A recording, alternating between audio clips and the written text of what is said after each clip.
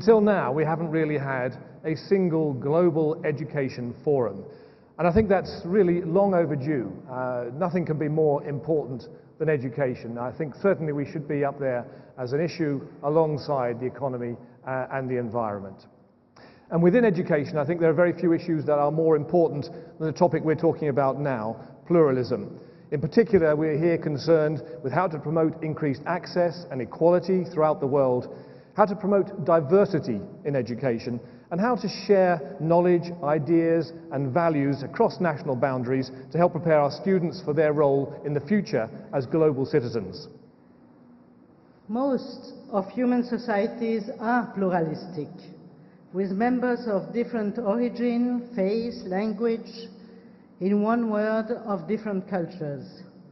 In my neighborhood, a very popular one, more than 160 nationalities are living together in peace.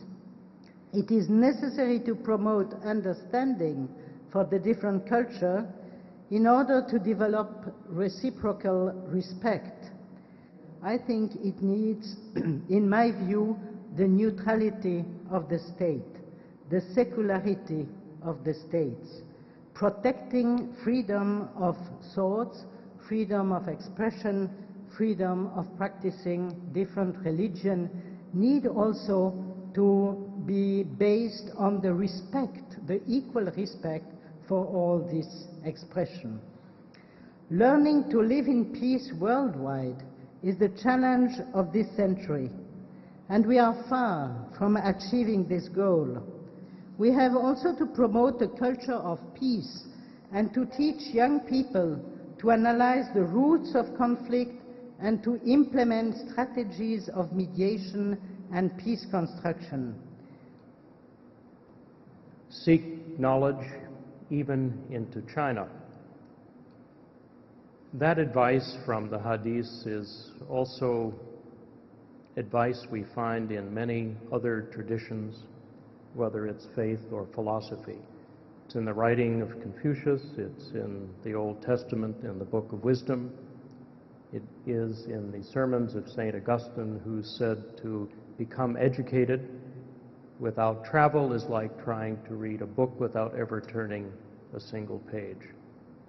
International education is growing, that all people in all countries are participating in it, but that it is still for us the main challenge, that it is still highly concentrated by country and by class. And it's a challenge all of us here today face to overcome.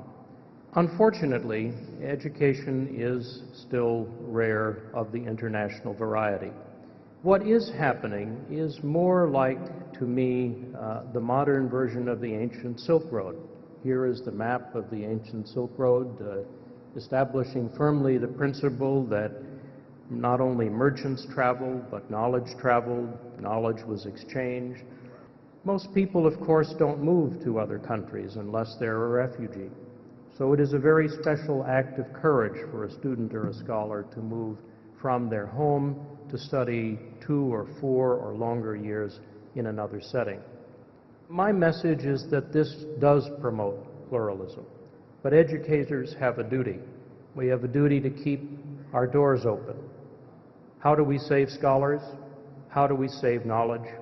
How do we make it possible that the Silk Road of today does all for our civilization and time that the Silk Road of the ancient era did for the students, the scholars, as well as the princes and the merchants of their time? Understanding is a never-ending process. In the cultural world, and especially in a pluralistic cultural world, that human minds have constructed, this desire for exploration is a desire to learn, which is manifested very strongly from birth.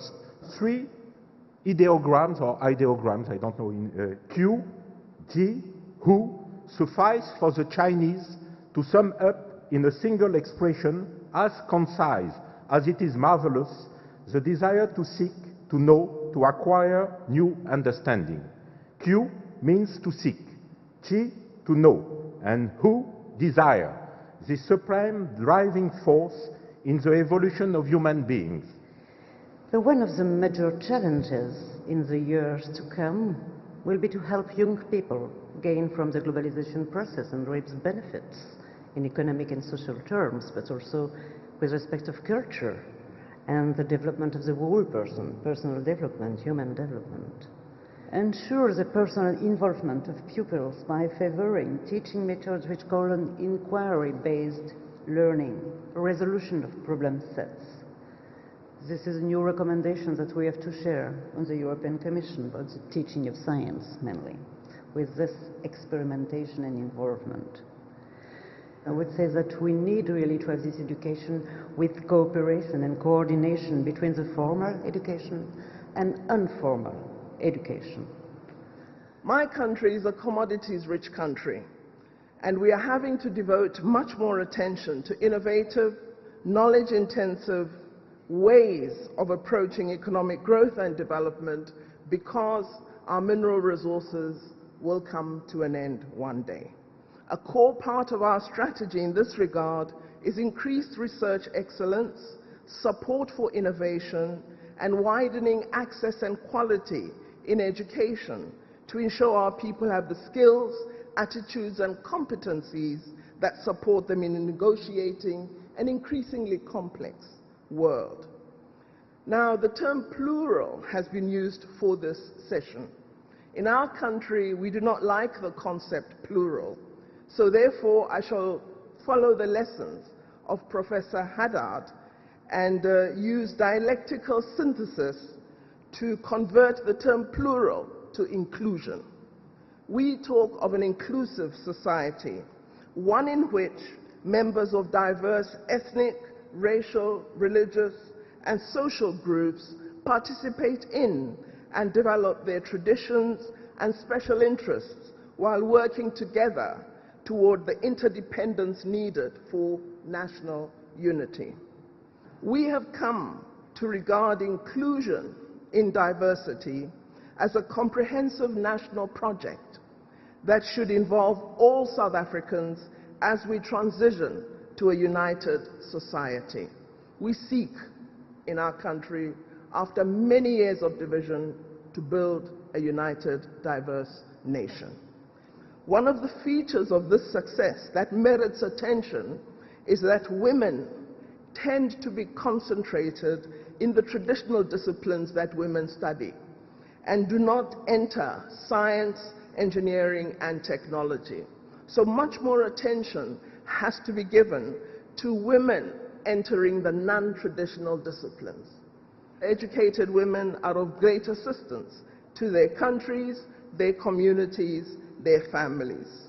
The lessons we have from our brief experience of democracy indicate that while formal legal instruments are important, it is the less overt aspects of inclusion that require determined action from all of us. We need to be innovative, imaginative, open-minded, and inclusive. Thank you very much. Do you think it's something that, in terms of a declaration from here, that should be a principle, or is that something that should be left to individual countries? Coming from my country, it's absolutely clear, in my view, that we need common schools. We need the school for the citizen. We should not forget that school is not bound as a social elevator for students, for pupils, but it has to create a new dynamics inside the family to create pride and not division. This is a fundamental mission of education. We have to see all of education at all levels as a continuum. Is that a reasonable thing to put on higher education, or would universities say, well, we're here to pursue knowledge and it's not our issue, our concern to be dealing with lower levels of education, younger levels of education? Higher education is not open.